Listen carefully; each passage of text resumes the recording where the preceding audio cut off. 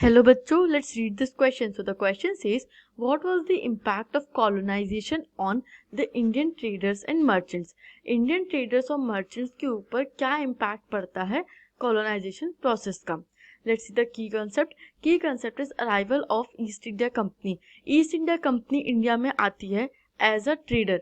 क्या वो उनका मेन फंक्शन क्या होता है कि हमें इंडियन गुड्स में ट्रेड करना है और स्लोली एंड ग्रेजुअली वो एडमिनिस्ट्रेटिव पावर गेन करके इंडिया को कॉलोनी बना लेते हैं. Let's see the pointers. First point is monopoly rights and concessions. Before the arrival of British and other European trading companies, the whole network of trade was controlled by the Indian merchants. Indian merchants dominated the textile trade and could get better price for the goods. अब जो Indian merchants थे वो पूरी तरीके से Indian trade network को control कर रहे थे, बिकॉज इंडिया का जो टेक्सटाइल था वो इंटरनेशनल मार्केट में बहुत हाईली डिमांडेड था. इसलिए इंडियन मर्चेंट्स के पास एक तरीके से मोनोपोली राइट्स थे इन द इंटरनेशनल मार्केट और वो बेटर प्राइसेस की डिमांड कर सकते थे और कंपटीशन में पार्टिसिपेट कर सकते थे. Second point is shift in ports.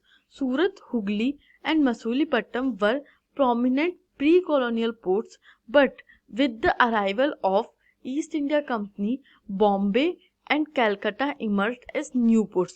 अब क्या होता है, जो इंडियन टेक्सटाइल का ट्रेड होता है वो सी रूट से भी होता है और लैंड रूट से भी होता है.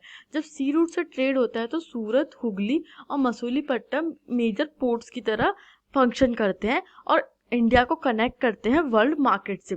बट ये जैसे ही ईस्ट इंडिया कंपनी एंटर करती है तो वो अपनी फीजिबिलिटी के अकॉर्डिंग पोर्ट्स डेवलप करती है इन बॉम्बे एंड कलकत्ता. और ये जो पोर्ट्स थे ये इंडियन मर्चेंट्स के लिए थोड़े अनएक्सेसिबल हो जाते हैं और इस तरीके से इंडियन मर्चेंट्स न्यू पोर्ट्स से थोड़ा डिस्टेंस हो जाते हैं. Third point is trade under the control of Europeans. The shift from the old ports to the new ones was an indicator of the growth of colonial power. Trade through the new ports came to be controlled by European companies and was carried in European ships. While many of the old trading houses collapsed, those survived had to operate as junior players in the network shaped by the European trading companies.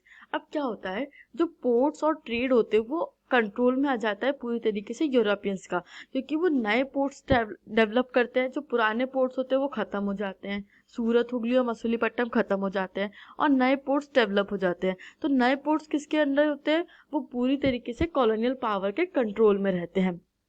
और इस वजह से जो European companies होती हैं, European powers होती है, वो डोमिनेट करने लगती हैं इंडियन टेक्सटाइल ट्रेड में.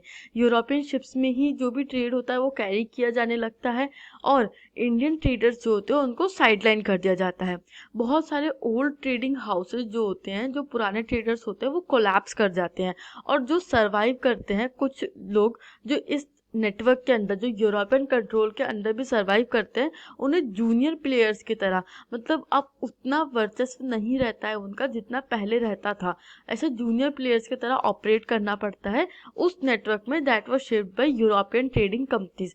यूरोपियन ट्रेडिंग कंपनीज में फ्रेंच, डच और पोर्तुगीज ट्रेडिंग कंपनीज भी एक मेजर पार्टिसिपेंट थी. बट हम ईस्ट इंडिया कंपनी के पर्सपेक्टिव से बात करते हैं बिकॉज इंडिया पे colonial rule east India company ने स्टैब्लिश किया था. I hope you understood this question. Thank you and best of luck.